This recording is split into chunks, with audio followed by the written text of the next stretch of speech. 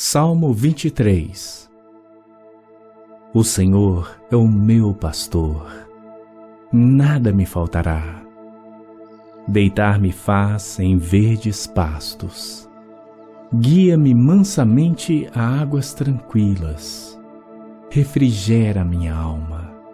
Guia-me pelas veredas da justiça, por amor do seu nome. Ainda que eu andasse pelo vale da sombra da morte, não temeria mal algum, porque tu estás comigo. A tua vara e o teu cajado me consolam. Preparas uma mesa perante mim, na presença dos meus inimigos. Unges a minha cabeça com óleo, o meu cálice transborda. Certamente que a bondade e a misericórdia me seguirão todos os dias da minha vida, e habitarei na casa do Senhor por longos dias. Eu quero orar, a gente compartilhar aquilo que Deus tem para nós. Pai, obrigado por esse tempo, obrigado por mais um ano dessa igreja. O Senhor que tem cuidado do seu povo e abençoado. Louvado seja o teu nome por isso, porque essa igreja pertence ao Senhor, é tua, desde o início da plantação, de quem sonhou, de quem foi o primeiro pastor, o primeiro conselho, a composição, as mudanças ao longo desses anos todos, os homens que lideraram, mulheres que estiveram aqui e que estão hoje, homens que já fizeram parte e hoje estão treinando outros. Enfim, Pai, todo o teu cuidado a essa igreja, nós te louvamos. Rogamos as tuas bênçãos sobre esse conselho atual. Rogamos as tuas bênçãos sobre o pastor Éder, que a tua mão seja sobre ele, toda a liderança, seminaristas, presbíteros, mulheres, jovens, adolescentes, crianças, os idosos dessa comunidade, que a tua mão seja sobre eles, em nome de Jesus. A nossa oração ainda é que o Senhor fale conosco e nos abençoe, em nome de Jesus. Amém. Nós temos falado, antes de expor as Escrituras, um pouco da proposta da cultura do nosso tempo. Primeiramente, nós falamos que a cultura do nosso tempo, e temos chamado a cultura da produtividade, que grita em alto e bom som para nós produzirmos e vivermos produzindo. Entre muitos gritos da cultura da produtividade, nós encontramos o grito de vale quanto pesa. E parafraseando essa frase da Idade Média, nós usamos então, você vale quanto produz. Para entender melhor isso, quando um marido é perguntado acerca da sua esposa, por exemplo, fale um pouco da sua esposa, como ela é, suas qualidades, o que ela é para você. De 10, 9 talvez responderiam da seguinte maneira: a minha esposa é boa, uma boa mulher. É boa, por que ela é boa? É porque ela lava, ela passa, ela cozinha. Dá um glória a Deus aí, os homens, as mulheres, misericórdia. Ela é boa porque ela consegue preparar o jantar quando eu chego do trabalho, ela dá conta da casa e dos nossos filhos, ela cuida da mãe, ela consegue fazer todas as coisas. Então a perspectiva de uma mulher boa diz respeito à sua produtividade. Ela vale o quanto ela produz, não na sua essência, no que ela é de fato. E o inverso, ou o contrário, também faz sentido. Como é o seu marido? O meu marido é um bom homem. É um bom homem, sim. É porque ele trabalha muito. Ele quase não tem tempo para a família. Ele provê as coisas aqui em casa. É um homem que quebrou, ele conserta. Ele dá um jeito nas coisas, ele não fica parado. Esse é o meu marido. Sempre está produzindo. Então ele é um bom homem. A gente vê essa cultura da produtividade gritando isso. A gente vale pelo que a gente produz. Um outro grito da cultura da produtividade é o grito da autossuficiência. Que a gente não precisa de ninguém. Por isso a gente corre a vida toda para lá e para cá para garantir isso. Garantir que nós nos bastamos em nós mesmos, que nós somos suficientes, nós damos conta de tudo. Então a cultura da produtividade, ela grita em alto bom som: você é autossuficiente, você dá conta, você se basta. A gente precisa tomar cuidado com isso. E um cuidado ainda maior, eu diria, é nós fugirmos do tipo de pessoa que diz, por exemplo, dentro dessa cultura da produtividade, algo do tipo: olha, eu não sei ficar parado, eu não consigo ficar sem fazer nada. Eu não sei se você conhece gente assim, eu não sei se você conhece gente que tem dificuldade com nada. A minha esposa, ela é uma figuraça. Eu estou sentado ali, tranquilo, e ela pergunta: o que você está fazendo? Eu falo: nada. E ela se incomoda com nada. Mas como nada? Nada. Então fuja de gente assim. Se o seu filho está atrás de você o tempo todo: mãe, fuja. Fuja de tal maneira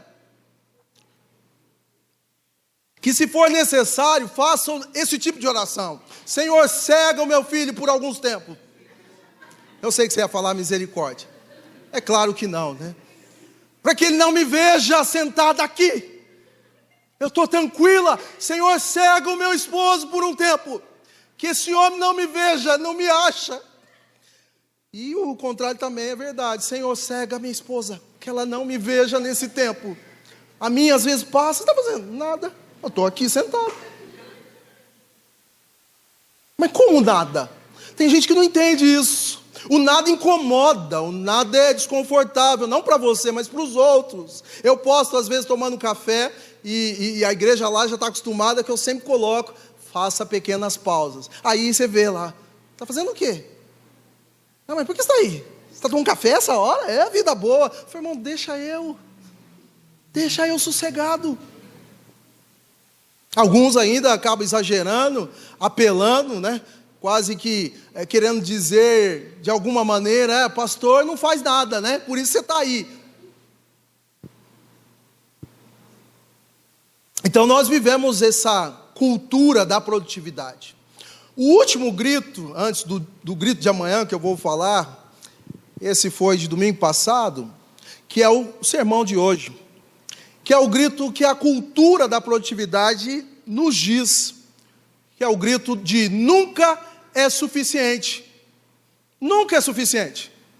Você sempre precisa estar atrás de mais. Você sempre precisa batalhar mais. Então não há limites. Corra. E aí, por favor, de antemão, eu preciso te dizer, não é um tipo de sermão que vai contra ou posiciona de alguma maneira a não favor de você fazer uma graduação, uma pós-graduação, um mestrado, um doutorado. Não é esse o problema. Não é você sonhar e procurar lugares melhores na vida. A grande questão é quando você encontra o limite de tudo isso. Porque, considerando o fato de que não são coisas apenas que fazemos, mas as coisas também fazem algo em nós, e às vezes a gente fica tão cego em fazer coisas e esquece que, por exemplo, nós estamos envolvidos num cenário muito maior, muito mais abrangente. Afinal de contas, família, afinal de contas, temos comunidade, temos vida cotidiana, e aí por diante.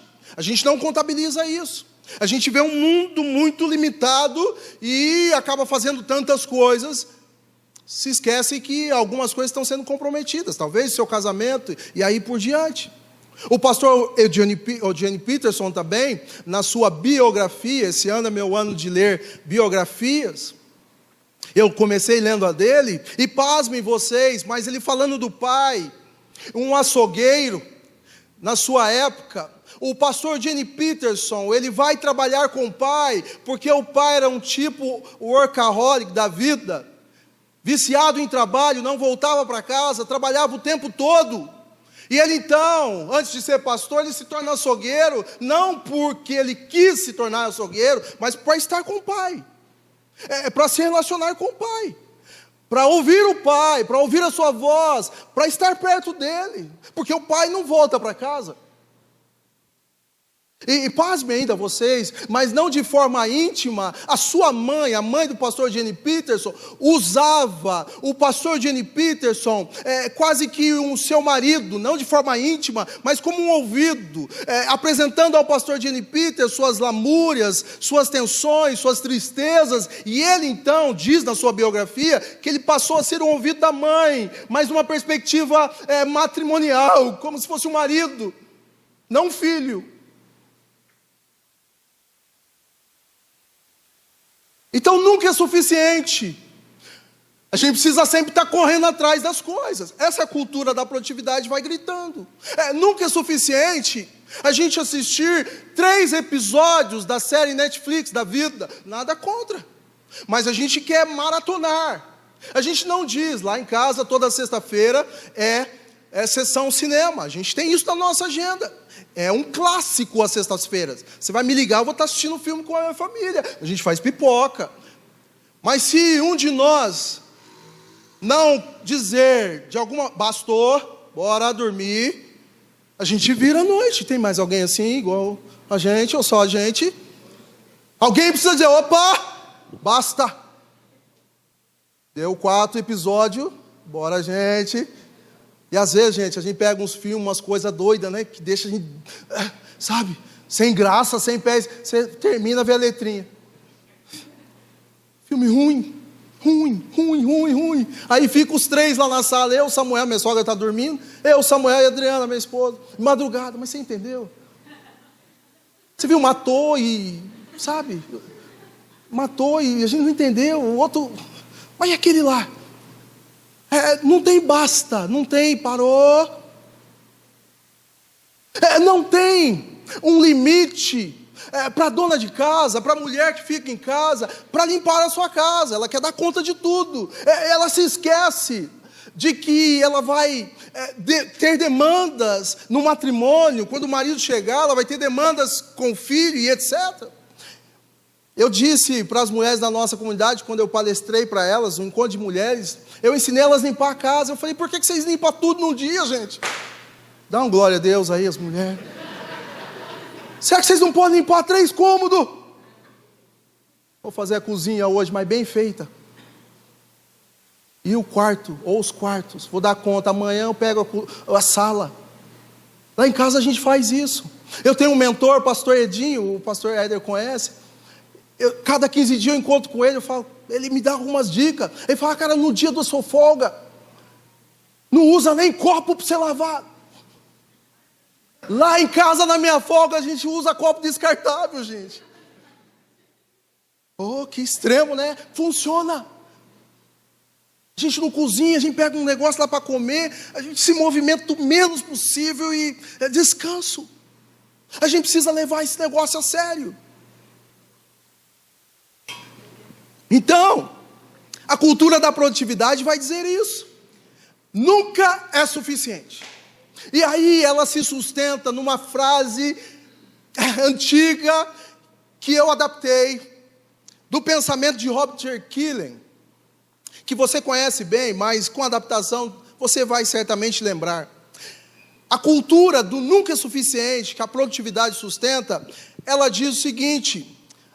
E se sustenta a partir disso, que muitas vezes nós nos sujeitamos a ela porque nós queremos comprar o que a gente não precisa, com dinheiro que a gente não tem, para impressionar pessoas que não conhecemos, a fim de tentar ser uma pessoa que nós não somos. Eu vou repetir. É comprar o que você não precisa, com dinheiro que você não tem, para impressionar pessoas que você não conhece, a fim de tentar ser uma pessoa que você não é. Então por isso nunca é suficiente, porque sempre eu preciso estar provando, eu preciso ostentar. Afinal de contas, bancar tudo isso não é tão simples. Agora eu preciso manter esse negócio. Então eu faço loucuras, eu sinalizo todas as vezes que tem hora extra. Cara, eu estou dentro, conta comigo, eu venho. Mesmo que comprometa o meu casamento, mesmo que esteja em risco a minha família, eu estou dentro. Sábado eu estou aí, domingo eu estou aí. Se precisar na segunda eu venho, conta comigo. Então a gente vai mantendo isso aí. E aí esquece da pausa, esquece do descanso. Nem sabe o que é isso mais. Há tanta gente fadigada, há tanta gente cansada, há tanta gente que tem a idade, mas a idade só é a idade que tem por conta da labuta, por conta das machucaduras, do sol ardente, de trabalhar demais, de exagerar. Amanhã eu vou falar sobre a autoexploração. A gente já convive num cenário de exploração, mas muitas vezes nós nos sabotamos, nos autoexploramos. Exemplo, por que você não faz uma hora de almoço que está ali para você fazer? Às vezes você autoexplora a si mesmo. Isso é ter sermão para amanhã. Eu vou fazer meia hora, preciso voltar para o trabalho. Fala, está amarrado em nome de Jesus isso. Faz uma hora, santo. Faz uma hora, irmã. Você tem uma hora direito.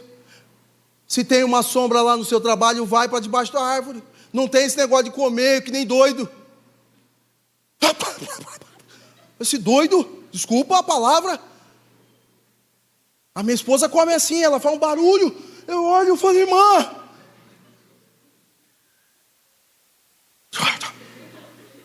Eu falo só dela, né? Parece que eu sou um santo. Ela, quando eu falo, ela fala, você só fala de mim. Eu falo, mas irmã, você precisa melhorar. Mas come que nem... Cuidado.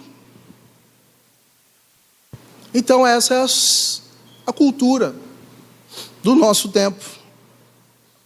E um livro que eu indicaria, se o pastor Éder me permite, pastor presbiteriano John Beverly, ele escreveu um livro chamado Kryptonita.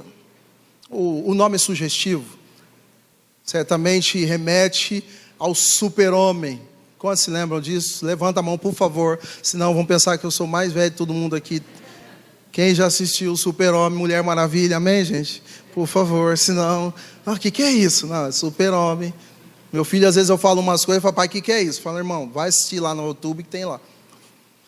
E ele escreve um livro que nos ajuda a compreender que a cultura da produtividade tem como finalidade, missão, roubar a nossa paz, roubar o nosso descanso e, consequentemente, eu gosto mais desse termo, usado por ele, que é minar as nossas forças. Minar as nossas... Essa era a função da Kryptonita. E ele diz a seguinte frase: a verdadeira satisfação que todo homem e toda mulher anseia, está no livro, percebam eles ou não, pode ser encontrada apenas em um relacionamento íntimo com o nosso Criador. Não importa o que você pensa sobre Deus, Ele é o seu anseio mais profundo, o contentamento e o preenchimento de todos os seres humanos buscam, pode ser encontrado somente ao reconciliar-se com o nosso Criador. O pastor John Beverly, ele nos ajuda a responder à cultura da produtividade. Eu sei que vocês são presbiterianos, mas vou pedir um glória a Deus. O seminarista fecha o ouvido agora.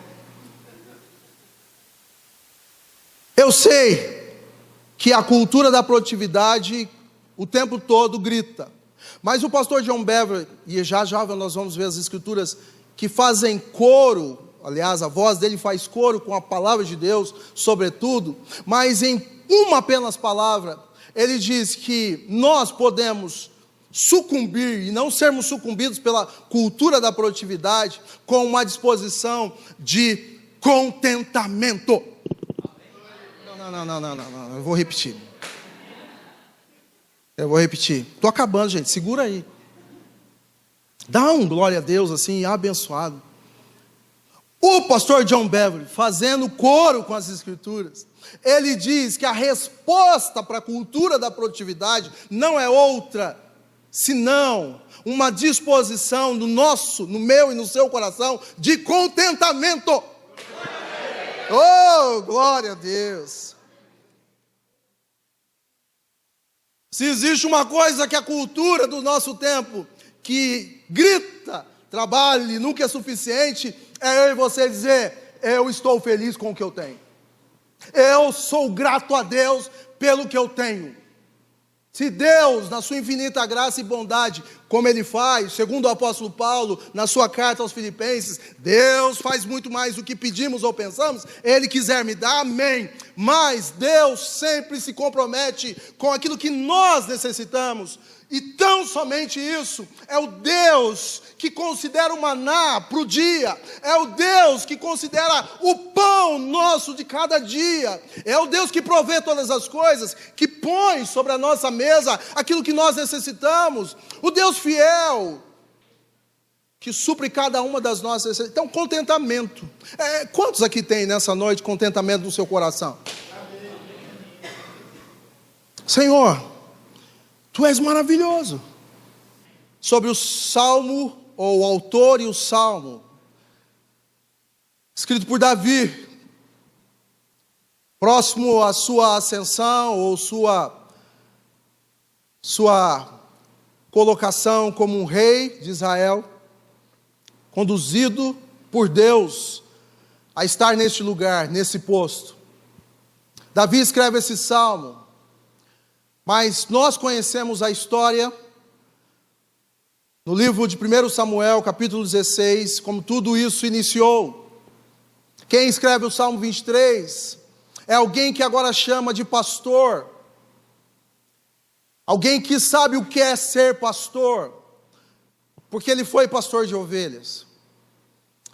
Mas antes de ser líder de Israel, rei de Israel, Davi convive com uma realidade lá no final, no quintal da casa do seu pai, lá na roça, uma realidade de alguém improvável, de alguém que tem a compreensão de limites, de se contentar ou descansar naquilo que Deus provê, naquilo que Deus dá.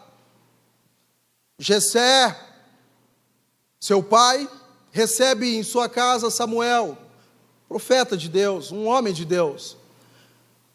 Samuel ouve do nosso Deus para ir até a casa desse homem, e lá, naquela casa, levantar um rei para conduzir o povo de Deus. Ele vai, obedece a Deus, nós conhecemos essa história muito bem. Passa então, quando chega na casa de Jessé, os seus filhos, até que chega em Davi, o improvável, que até mesmo o seu pai disse: não é possível ser ele.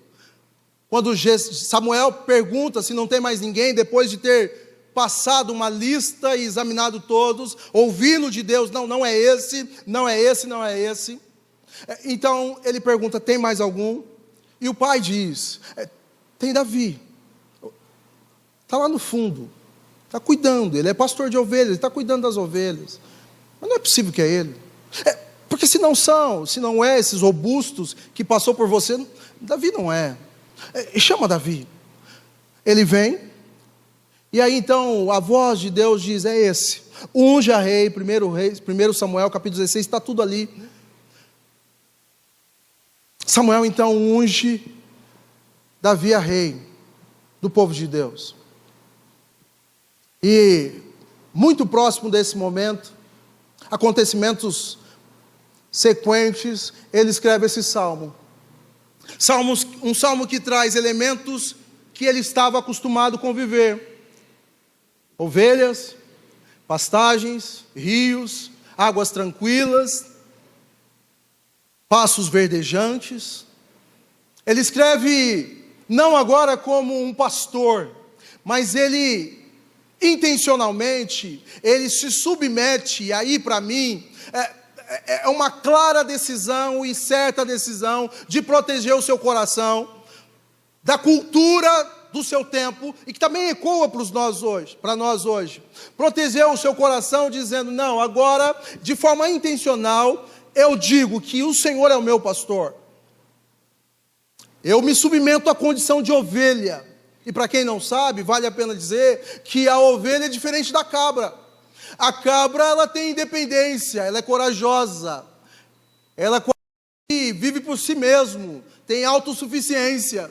A ovelha não, a ovelha depende, se não 100%, quase 100% do pastor. A ovelha tem pouca visão, a ovelha precisa ser conduzida. Então Davi se sujeita a essa condição, que para mim, não sei para você, espero que sim, para uma cultura que tenta nos sucumbir, gritando em alto e bom som, é a melhor condição para nós estarmos sujeitos ao pastor, o Senhor das nossas vidas. E ele inicia o Salmo 23 nessas condições. A NVI, de forma muito clara, ela coloca o termo no hebraico de forma muito mais próxima do que as outras versões. A NVI, ela diz: o Senhor é o meu pastor, de nada terei falta. As outras versões, e boa parte delas diz: nada me faltará. Essa condição de nada terei falta é uma plena disposição em tudo que eu tenho, tudo o que eu possuo, eu tenho totalmente contentamento em tudo isso. Nada eu terei falta. O apóstolo Paulo, na sua carta aos Filipenses, capítulo 4, o verso 13, que talvez seja um dos mais deturpados na sua hermenêutica, na sua interpretação, que diz: tudo posso naquele que me fortalece. Nós esquecemos que antes dele dizer isso, ele só diz que pode todas as coisas, porque é o Senhor que fortalece. E ele diz antes: eu posso passar por coisas boas ou ruins, eu já passei por essas coisas, eu já tive e também não tive. Então, no pacote, considerando tudo isso, ele então encerra no 13 dizendo: tudo eu posso, eu consigo tudo essas coisas, suportar tudo isso, não na força do meu braço, mas porque é o Senhor que me fortalece. Essa é a compreensão para o Salmo 23, o seu primeiro verso. De nada terei falta. Esse é o contentamento. Essa é a nossa condição. Jesus Cristo, no Evangelho de Mateus, quando é levado para a tentação, para ser tentado no deserto, Satanás chega para ele na sua primeira tentação e diz, em alto e bom som, eu vou começar e vocês repetem depois, terminam.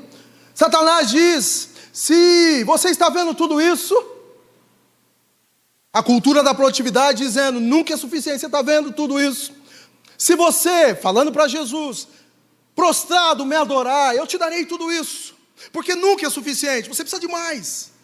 Você não é só o filho de Deus, você precisa de mais. Mas isso somente com uma condição: se prostrado me adorares. Jesus cita o Antigo Testamento, e aí eu vou começar, vocês vão completar. Jesus diz a ele, respondendo ao diabo da seguinte maneira, através das Escrituras: nem só de pão viverá.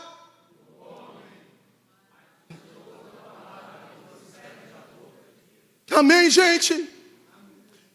Nem só de pão viverá o homem. Quem disse para você, quem disse para nós, que nós somos feitos de grana, de dinheiro, e que nós precisamos comprometer família, saúde, vida, comunidade, igreja, tudo ao nosso entorno, por conta de que nunca é suficiente? O nosso descanso, como ovelhas que somos, não está no que temos ou deixamos de ter, mas tão somente no Senhor, que é o bom pastor. Talvez você esteja pensando, você está dizendo isso porque você ganha bem como pastor. Você está dizendo isso porque você está vivendo bem. Quem disse? Quem disse que o pastor não tem conta para pagar a gente? Amém, irmão? Quem disse que a gente não tem sofrimentos? Que a gente não tem aflições? Que a gente não tem luta? A gente tem. Quem disse que não tem demanda? Quer uma delas? Recente, fresquinha? Minha esposa sai para buscar minha sogra na minha mãe, dormiu lá ontem à noite. Minha mãe é uma benção, 85 anos, recebe minha sogra para dormir, para dar um alívio para a gente. Minha mãe é uma serva de Deus, da Assembleia de Deus, dirigente do Círculo de Oração, uma mulher de Deus. Filho, traz ela aqui, ela vai dormir comigo, vocês ficarem bem, tranquilo. Falei, mãe, a senhora é uma serva. Vejo que é profeta ainda, porque o negócio aqui já estava amarelando, a coisa já estava ficando feia. E ela sai para buscar a sogra, para buscar a mãe, sai com o carro. Saindo com o carro, cancela, não cai em cima do nosso carro. Eu estou lá estudando, na sala, tranquilo. Vem mesmo. Eu falei, o que foi? Que você é? Estou vendo se está machucada.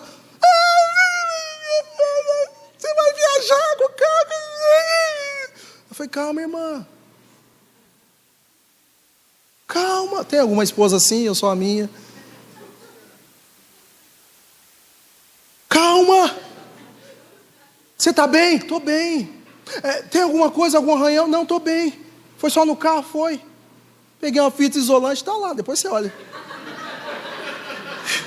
Liguei para o Santo Varão, que a gente ia vir antes para curtir um pouco, Guarujá. Não deu, Deus que trabalha em tudo. Peguei uma fita isolante, uma pretinha, fiquei lá.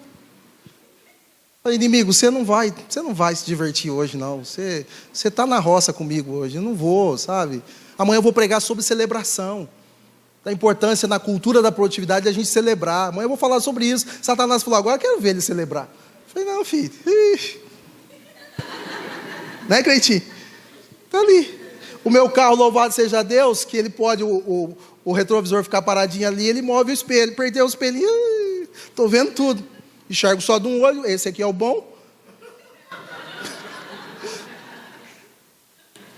Eu falei, tá bom demais. Chegamos em Guarujá, ela mandou, você chegou? Cheguei, querida, estou aqui. Mandei foto da igreja para ela, chegou. Então, gente, eu tenho luta, você tem, essa é a fichinha, tá? Fichinha. Então a gente tem. Mas nada nos falta. O Senhor nos dá o pão de cada dia. O Salmo 123 é um movimento que, se tudo que eu disser aqui hoje, eu estou indo para o final, segura.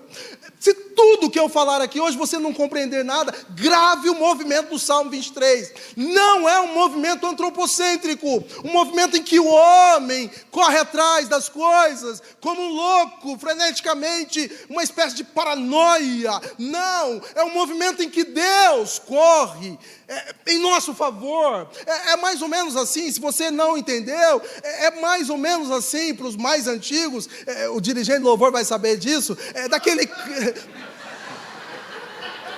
Ô gente, por favor, é um homem experiente. Mas ele vai saber por conta do repertório. É um homem que tem um repertório. Da outra vez que eu vim aqui, eu vi um repertório, sabe, sofisticado, outra coisa. Mas a gente vai compreender bem, musicalmente talvez, da canção que dizia: é meu, somente meu, todo trabalho, e o teu trabalho é descansar em mim. Quantos se lembram dessa canção? É meu, somente meu, todo trabalho, e o teu trabalho é descansar em mim. Esse é o movimento do Salmo 23. Não é um movimento que Davi sai desesperado, agora eu como rei, o que eu vou fazer? Não, eu me submeto, tão somente não abro mão de ser ovelha e confiar no cuidado do bom pastor.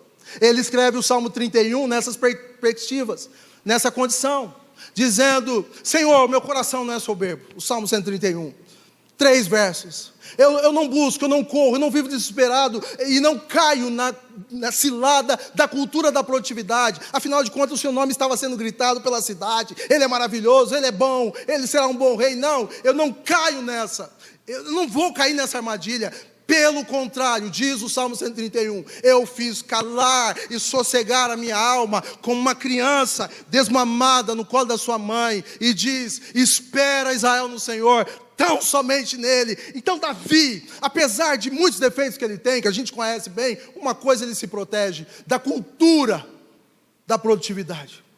Eu descanso no Senhor, Ele é o meu pastor. Então a gente não corre, a gente descansa. Isso não significa que a gente não trabalha, mas a gente confia. num Deus que trabalha o tempo todo, não descansa. E Jesus vai deixar isso ainda bem mais claro no seu Sermão do Monte, Mateus capítulo 6.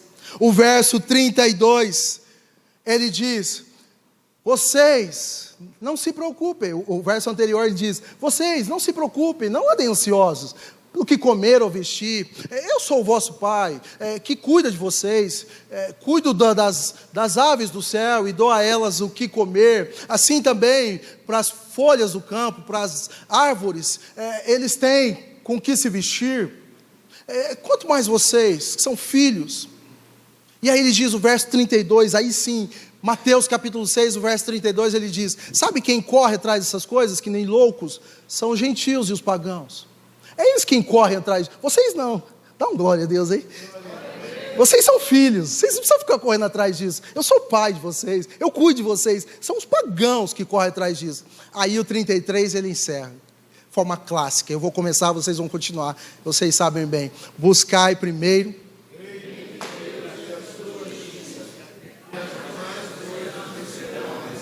Pergunta do sermão clássica: quantos aqui no ano de 2023 foram sustentados pelo cuidado de Deus o ano todo?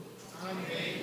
Essa igreja só está chegando, ou só chegou com 59 anos, não por mérito ou força do seu braço, não por estratégias humanas, arquiteturas humanas, não por movimentos humanos, mas tão somente por um cuidado e provisão de um Deus que é pastor e que dá todas as coisas aos seus filhos. É assim a minha e a sua vida. Então a gente não corre, a gente descansa nele. E aí ele passa a usar os elementos. É ele quem me faz e me conduz para águas tranquilas. A ovelha, ela não bebe água em águas agitadas, ela não consegue. Águas movimentadas, rápidas. Ela precisa ser conduzida pelo pastor que conhece o campo e o lugar onde tem águas tranquilas. E aí ele leva para que ela beba. O nosso Deus é um Deus que cuida de nós dessa maneira. Um Deus que diz a sua palavra que Ele nos guarda e nos leva para um lugar tranquilo, para beber uma água tranquila, para trazer refrigério para a nossa alma, porque Ele é o nosso pastor. De forma clara ainda diz as Escrituras: até que passe as calamidades. Esse é o cuidado dEle. Ele diz ainda que Ele restaura o vigor. Gente, 27 de 2024, janeiro de 2024, tem gente já cansada. Talvez nessa noite, de forma prática, seja o momento da gente orar, pedindo a Deus, sabe o que? Senhor, me dá discernimento. Para quê? Para mostrar para mim o que está minando as minhas forças, roubando a paz do meu lar, roubando as minhas energias, porque eu não sei. Eu não fiz nada tão extravagante assim. Eu chego em casa, eu desmaio, o sofá me abraça e eu acordo só no dia seguinte. Eu não tenho força para conversar com a minha esposa, para me relacionar. Tem gente assim aqui? Sabe, eu não sei onde está indo o meu vigor. Talvez, pasme você, aquiete o seu coração, mas ao mesmo tempo glorifique a Deus, porque a resposta de Deus para você talvez seja: eu sei o que está roubando a sua força. Eu sei o que está minando as suas forças. O que é, Senhor? É muito tempo nas redes sociais. É muito tempo com o celular. É muito tempo provando que você não é para os outros. Eu sei o que está minando as suas forças. É muito tempo na frente da televisão. Eu sei o que está minando as suas forças. Talvez você vá ouvir isso de Deus. Quando você pedir discernimento, Ele vai deixar claro: é isso que está acabando com a sua energia.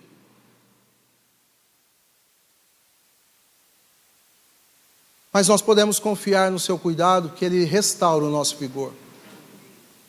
Quando nós nos arrependemos e reconhecemos que nós nos ausentamos da sua presença. Que nós não sabemos mais o que é um quarto fechado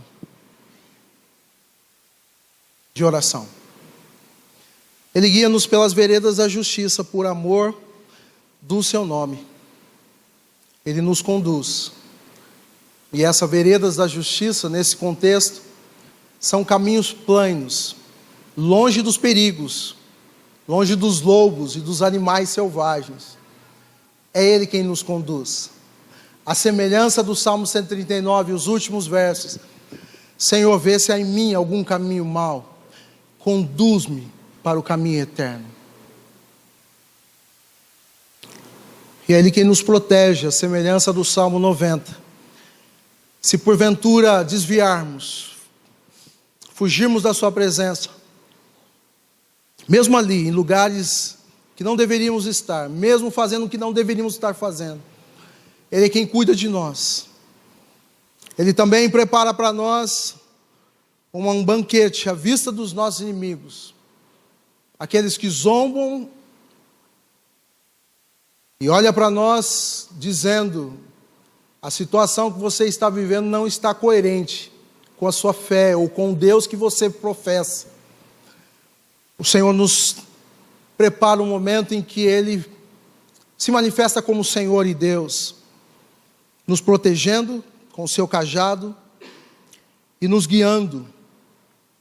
E por fim, aquilo que a cultura da produtividade nos chama a conquistar, que é algo atraente para os nossos dias, status.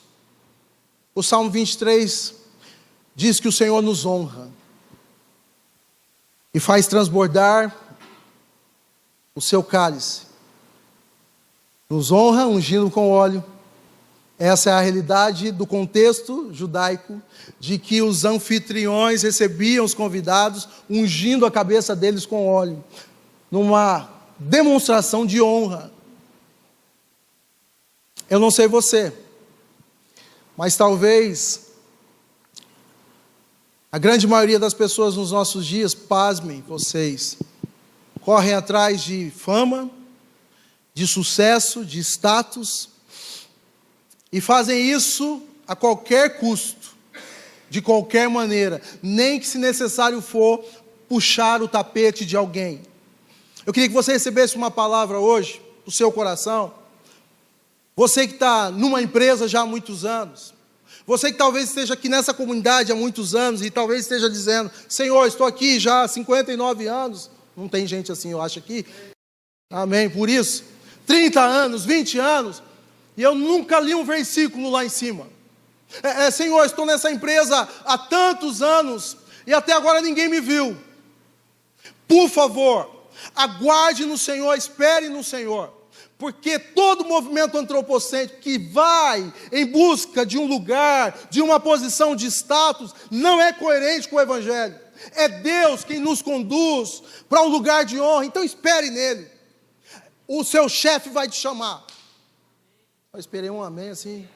Espere nele, quanto menos você esperar, fulano, é você. Vem cá, você está aqui na empresa há tantos anos, a gente tem observado você. Mas nossa, não imaginava. A partir de hoje você assume esse cargo, com esse salário, com essa função. E essas pessoas aqui, esse grupo está subordinado a você. É assim que Deus faz. Quem já experimentou isso na sua vida? Sem um movimento articulado, capcioso, que beira ser demoníaco às vezes, porque é puxar o tapete do outro. Eu vou chegar lá, mas eu vou precisar fazer alguns caminhos aqui, uns atalhos. Deus é quem honra. Davi não pediu para ser rei, foi achado lá no fim do mundo, na casinha do seu pai, lá na roça. É esse que está lá no fundo. Não um movimento antropocêntrico, mas um movimento divino, teocêntrico, onde Deus governa todas as coisas. E aí eu termino, nós vamos cantar. O verso 6 diz: sei que a bondade e a fidelidade me acompanharão todos os dias da minha vida, e voltarei à casa do Senhor enquanto eu viver. Você já deve saber que esse verso 6 diz, no seu original, no seu contexto original, atente aqui para mim rapidinho, eles estão subindo, mas olha aqui para mim, estou terminando. No seu contexto original diz exatamente que a bondade e a fidelidade é mais ou menos assim: elas vão correr atrás de nós. Você entendeu isso ou não? O Salmo 23, o verso 6 diz que a bondade e a fidelidade do Senhor vão nos acompanhar, vão nos perseguir.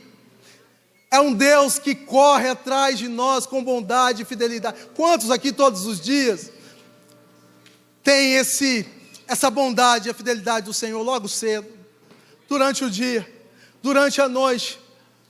É Deus quem cuida. Quer mais uma? Eu fui buscar a fita isolante. Está olhando para meu sermão aqui? Eu fui buscar a fita isolante para arrumar o carro. E lá pego a minha caixa de ferramenta. Lá em cima, aquele homem que nunca faz nada em casa. Achei minha caixa de ferramenta. Está aqui dentro. Eu puxo a danada. Só que esqueci que eu tinha colocado a parafusadeira em cima. Com o trem lá, como é que chama lá? A broca. A bicha vem. E essa careca só bateu assim. Eu comecei a ver, falei, Senhor é bom demais. Senhor, podia furar isso aqui. Pensou, essa careca linda. Só bateu e fez. Gente, sabe por que a gente sai e volta para o trabalho ou do trabalho? Não é mérito nosso. Não são anos de habilitação. A gente tem como desviar. A gente consegue, sabe, não, voltei para casa porque, afinal de contas, é 20 anos de carta. Não, gente. Não é 20 anos de carta. É bondade e fidelidade. Gente, sabe por que a gente consegue, no final do mês, olhar para a despensa e ver, tem coisa aí ainda, gente? Não é porque a gente fomos bons gestores, amém por isso e temos que ser. Mas porque Ele prometeu e é fiel para cumprir. Todos os dias eu vou dar para vocês o que comer, vocês não precisam correr atrás. É bondade e fidelidade. Mas o desfecho desse salmo, se existe alguma coisa, aí eu vou pedir o melhor glória a Deus que vocês deram na vida dos seis. Segura aí. Se existe alguma coisa que nunca deve ser suficiente para nós, está no Salmo 23, o verso 6, que ele diz: enquanto eu viver, eu voltarei à casa do Senhor. Segura. Então, se existe uma coisa que nunca deve ser suficiente para nós, é estarmos na presença do nosso Deus. Isso nunca deve bastar. Nunca deve ter ponto de interrogação. Isso deve ser o grito para a cultura.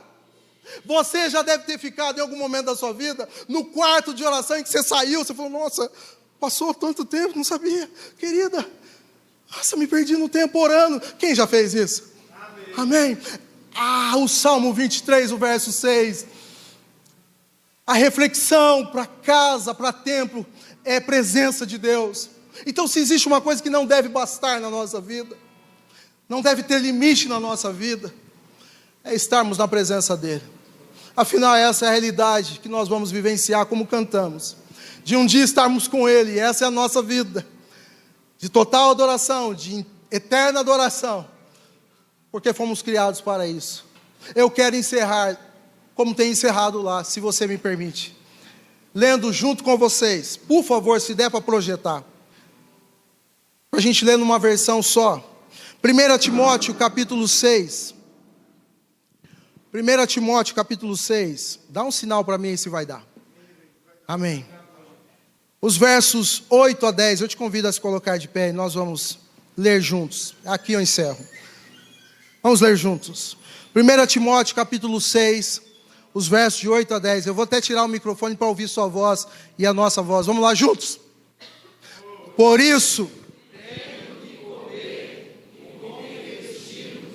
sejamos com isso satisfeitos. Os que querem ficar ricos caem em tentação, em armadilhas e muitos desejos descontrolados e nocivos, que levam os homens a mergulharem na ruína e na destruição.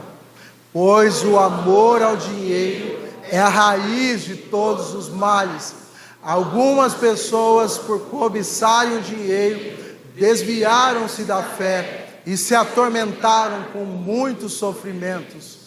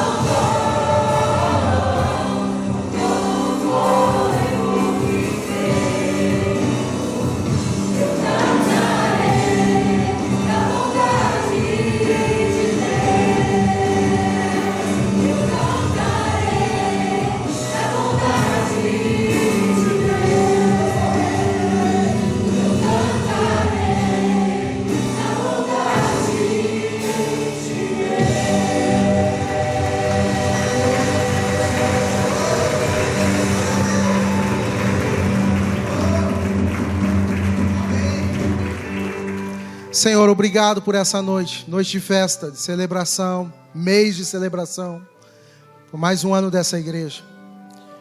Senhor, nós estamos em muitos momentos da vida, correndo, feitos loucos, agitados o tempo todo, correndo em busca de mais e mais. Obrigado por ouvirmos a Tua voz, voz do bom pastor, que cuida de nós, que nos guia, que provê, que protege, que honra, que sustenta, que refrigera a nossa alma. Obrigado pelo Teu cuidado. Continue manifestando o Teu cuidado a essa igreja, a este povo, as famílias dessa igreja. Que jamais falte, sustente a cada dia. Abençoe filhos, filhos dos filhos, esposas, maridos. Em nome de Jesus, que a bênção do Senhor seja derramada sobre cada um, manifestada, e assim como cantamos, e conforme a Tua palavra, acima de tudo diz, que a bondade e a fidelidade do Senhor nos acompanhe mesmo, diariamente. Precisamos do Teu cuidado. Ajuda-nos, ó Senhor, a não sermos sucumbidos pelo ativismo do nosso século, mas descansarmos plenamente em Ti. Assim nós oramos. Amém. Dá um abraço aí no seu marido, na sua esposa, na sua casa, na sua família.